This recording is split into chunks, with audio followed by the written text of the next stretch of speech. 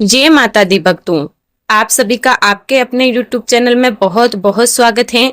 माँ जगदम्बा अपनी कृपा सदैव आप पर बनाए रखें। और आज की इस वीडियो में आप सब जानेंगे आषाढ़ मास की गुप्त नवरात्रि के विषय में। क्या आप जानते हैं कि वर्ष में आने वाली सबसे रहस्यमयी और चमत्कारी नवरात्रि कौन सी होती है? मान्यता है कि इन 9 दिनों में माँ आदि शक्ति से सच्चे मन से मांगी गई हर मनोकामना शीघ्र ही पूरी होती है। लेकिन एक शर्त है, आपकी साधना और आपकी कामना दोनों गुप्त रहनी चाहिए। आषाढ़ मास की गुप्त नवरात्रि कब प्रारंभ हो रही है, कब समाप्त हो रही है? नवरात्रि के पहले दिन कलश की स्थापना करने का शुभ मुहूर्त क्या है और कितने दिनों की इस बार नवरात्रि है? अष्टमी कब है, नवमी कब है और व्रत का पारण हमें कब करना है? इस व्रत के नियम वीडियो में मैं आपके साथ शेयर करूंगी, तो वीडियो बहुत ही महत्वपूर्ण है, पूरा जरूर देखिए। और वीडियो अच्छी लगे तो लाइक जरूर कीजिए। आषाढ़ मास में गुप्त नवरात्रि आती है। जैसे कि आप सभी जानते हैं कि वर्ष भर में 4 नवरात्रि होती है, 2 गुप्त नवरात्रि और 2 प्रकट नवरात्रि।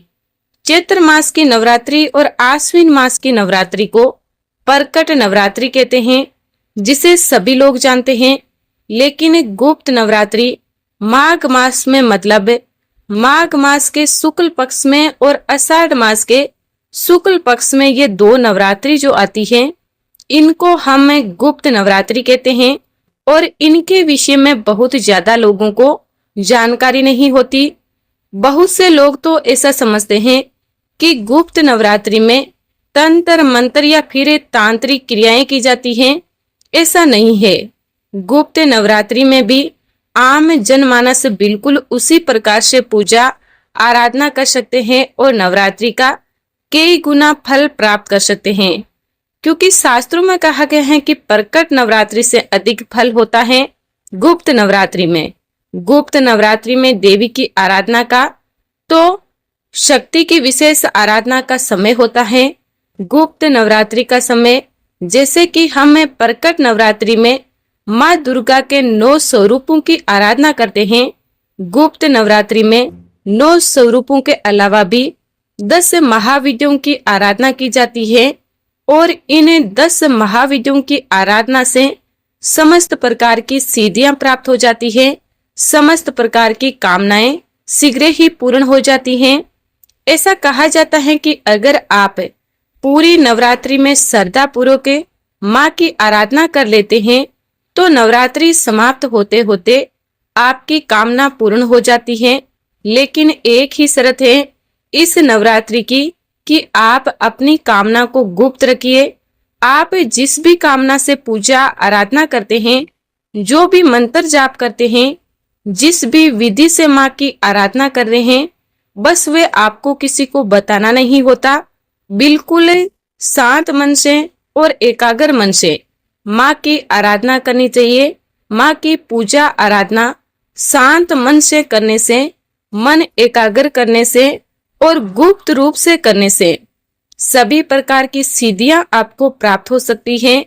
कोई मंत्र सिद्ध करना चाहते हैं, यंत्र सिद्ध करना चाहते हैं, तंत्र मंत्र में रुचि है आपकी, या फिर सात्विक आराधना करना चाहते हैं, सिर्फ अपने जीवन में सुख समृद्धि पाना चाहते हैं, सफलता पाना चाहते हैं, संतान की कामना है, धन की कामना है, या फिर विवाह की कामना, कोई भी कामना पूर्ण करना चाहते हैं, तो बिल्कुल सात्विक तरीके से भी आप पूजा आराधना कर सकते हैं।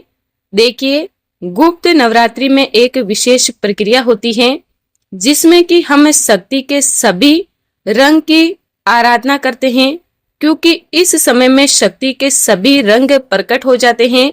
देवी काली, देवी तारा, देवी ललिता, देवी माँ भुवनेश्वरी, देवी त्रिपुर भैरवी, देवी छिन्नमस्तिका, देवी माँ धूमावती, देवी बगलामुखी, देवी मातंगी और देवी कमला, ये सभी शक्तियां पूजा में प्रकट हो जाती है। इन सभी शक्तियों की पूजा मुख्य रूप से तांत्रिक साधना में की जाती है और बिना गुरु के इन 10 महाविद्यों की आराधना नहीं की जाती।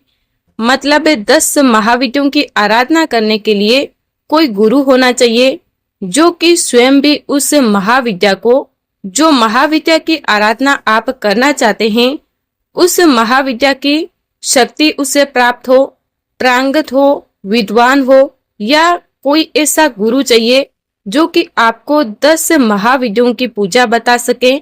लेकिन ये सभी नियम उन लोगों के लिए है जो कि कोई विशेष सिद्धि प्राप्त करना चाहते हैं या किसी महाविद्या की विशेष रूप से आराधना करके उन्हें प्रसन्न करना चाहते हैं, ठीक है। लेकिन अगर साधारण जनमानस आराधना करना चाहे तो इन 10 महाविद्याओं की तो बिल्कुल सात्विक रूप से भी, शुद्ध मन से बिल्कुल सात्विक रूप से 10 महाविद्याओं की आराधना की जा सकती है।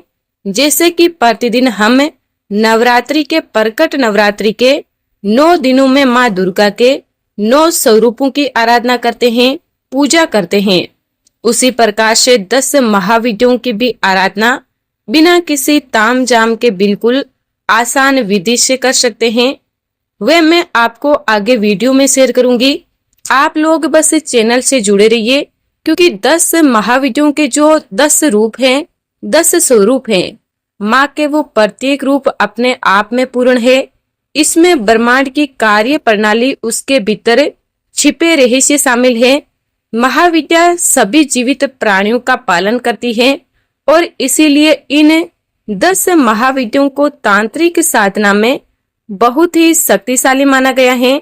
अब साधारणतः देखा जाए तो पूजा की विधि बिल्कुल वही होती है जो कि हम प्रकट नवरात्रि में माँ की आराधना करते हैं।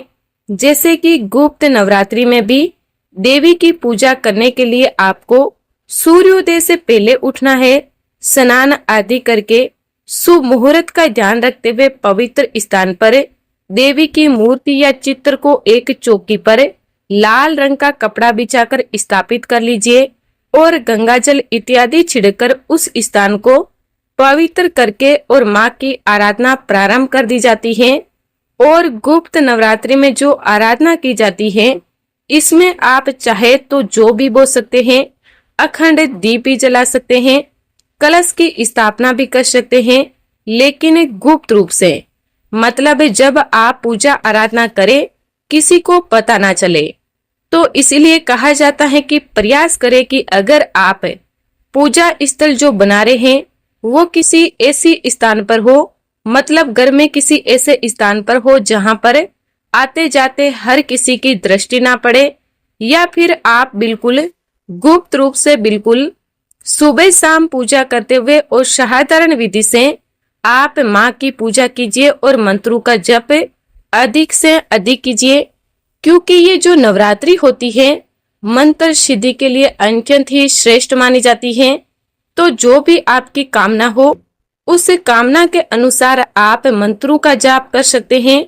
जैसे कि आप सुबह और शाम दीप जलाकर बैठकर और माँ के सामने अपनी प्रार्थना करके, अपने मन की कामना करके मंत्रों का जाप कर सकते हैं। इसमें जरूरी नहीं है कि आप अखंड दीपक प्रज्वलित करें या फिर कलश की स्थापना करें।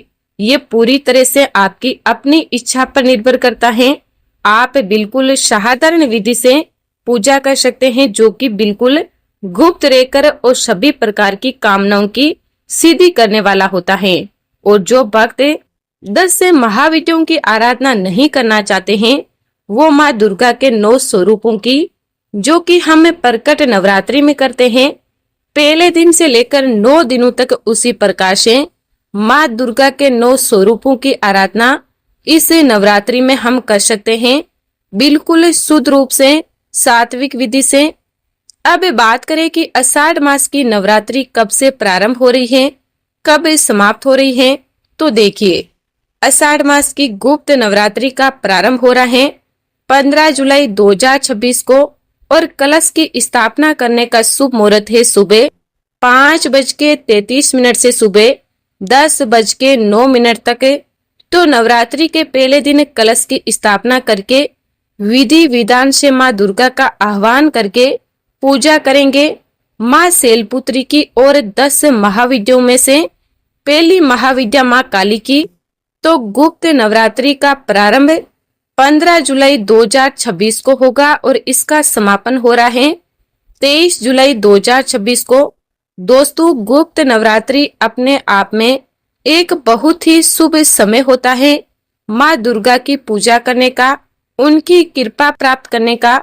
इन दिनों में दुर्गा चालीसा, दुर्गा सप्तशती, दुर्गा कवच या फिर सिद्धि कुंज स्तोत्र का कोई भी पाठ आप कर सकते हैं। और जिन भक्तों ने पहले कभी भी गुप्त नवरात्रि में पूजा नहीं की है तो इस बार से माँ दुर्गा की पूजा गुप्त नवरात्रि में भी प्रारंभ कीजिए और स्वयं अनुभव कीजिए कितना अद्भुत आनंद है माँ दुर्गा की आराधना गुप्त नवरात्रि में करने से।